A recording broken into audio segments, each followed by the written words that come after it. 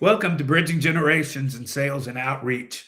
I am your host, Butch Nicholson, and we are happy today to be sponsored by the Aardvark Group. If you're interested in sponsoring the show, please let us know. Uh, so, this is going to be a little different show this week. In about 56 weeks, we've done 52 shows. So, I've been able to talk to 52 either CEOs, sales leaders, entrepreneurs, founders. And what we've learned from our show, my producer, Ala, and I together, and we decided that we need to make a shift because when we started this show, we started it for baby boomers to use that know, like, and trust that they know so well and learn to use the modern tools, the social media, et cetera, that's there today. But what we realized from our guest is every generation had a problem dealing with every generation. And one thing that became clear to us is the buyer today is in control. It used to be that a salesperson was the only place that a buyer could get information from. Now, all that information is there. The computer that we're on right now, the phones that we walk around with all the time, the information is there. There's studies that show that buyers have done 70% of their research before they even want to talk to a sales leader. So, what has shifted is the salesperson used to be in control. Now the buyer is in control. So, how do we deal with that? Uh, Relationships are still important in business. People want to do business with with people they know, like, and trust. That has been true for 40 years at least that I've been in sales, and it will always be true. But today we have to build know, like, and trust in a different way than we did before. Cold calls, cold emails, having to meet face to face, that just doesn't go anymore. Uh, and what we have to do is we have to understand how our buyer wants to communicate with them and do that. Not we're going to tell you how we're going to do this. And I'm going to cheat a little bit today because I have some important stuff to say, and I don't want to miss anything. Uh, so that's what we're going to do with the show. The show is going to evolve. You'll see more and more uh, examples of every generation, how they deal now with the current buying environment. There's one thing that I really believe is true, and it's the key to sales. Your buyer has a problem. You have to identify that problem and show them that you have a solution. And if you can do that, your sales will be where you want them to be. Uh, there is kind of a feeling that we've gotten from salespeople that they think they need to be marketing people. And one of the things I don't understand, and I haven't understood this for 40 years, and it's been true for 40 years, marketing and sales almost compete. How many times have you heard, sales are bad and marketing says, well, we gave you great leads and you didn't do anything with them. And sales said the leads are terrible. For those of you who are old enough, the Glenn Ross movie is a perfect example. Uh, so one of the ways that we know people are building trust today is content, whether it's on a show like this, whether it's LinkedIn and doing videos on LinkedIn or Facebook, YouTube, TikTok, Instagram, wherever your buyers are. So one of the things you have to do is you have to know where your buyers are. Then you have to know how you find your buyers. The buyers find you by the content that you put out. And one thing that I know is it's not about the amount you put out.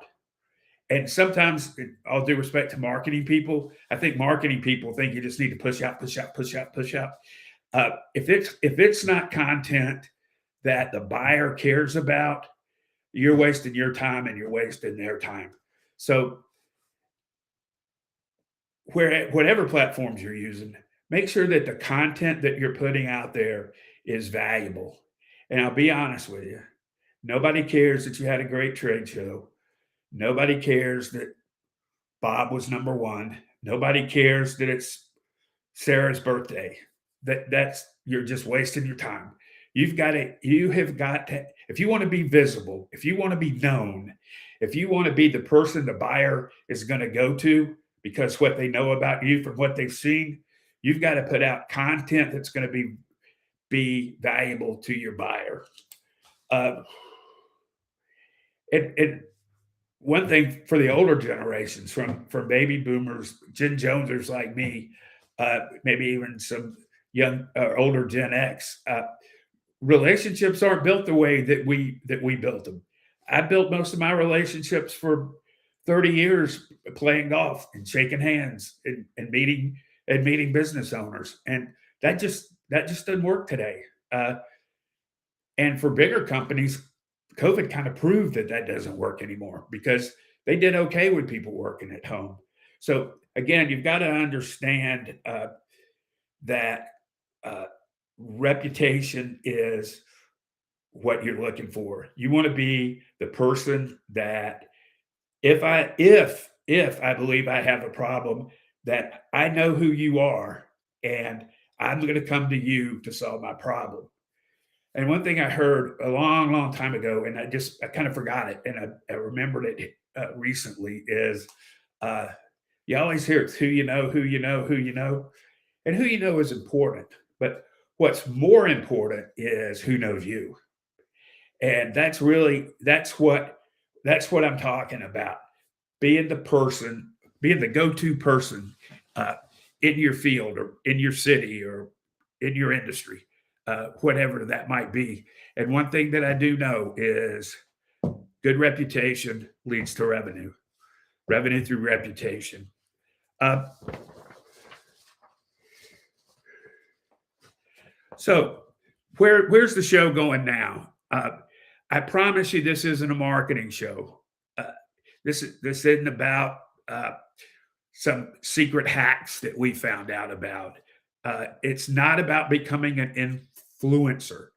Uh, if you want to be an influencer, go to TikTok, and I would tell you that in the business world, that's not going to work. But if you want to be an influencer, go ahead and take a shot at it. Uh, but what you want to be is you want to be influential. Uh, it's about other experienced professionals and decades of credibility in building credibility in the digital world. I'm sorry, I made a mistake of looking at my notes for a second.